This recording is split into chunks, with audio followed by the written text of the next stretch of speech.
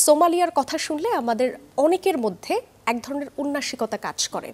Somalia, সেখানকার জীবনমান কেমন হবে, সেখানে আসলে জলদস্যু বলে একটা ইস্যু আছে, সব কিছু মিলিয়ে অনেকে নিরাপত্তা নিয়ে থ্রেট ফিল করে।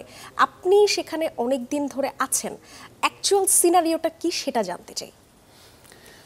সাদিয়া, আপনাকে ধন্যবাদ এবং চ্যানেল 24কে ধন্যবাদ। প্রতিটা দেশের নিজস্ব চ্যালেঞ্জেস রয়েছে। আমাদের বাংলাদেশের যেমন মাঝে মাঝে আমরা দেখি পার্বত্য চট্টগ্রাম উত্তপ্ত হয়ে ওঠে, ঠিক এমনিভাবে যদি আপনি আমেরিকায় দেখেন, সুপার মলগুলিতে মাছ কিলিং হয়, ঠিক একইভাবে আপনি পৃথিবীর যে কোনো দেশের দিকে তাকান, দেখবেন তাদের নিজস্ব কিছু চ্যালেঞ্জ আছে।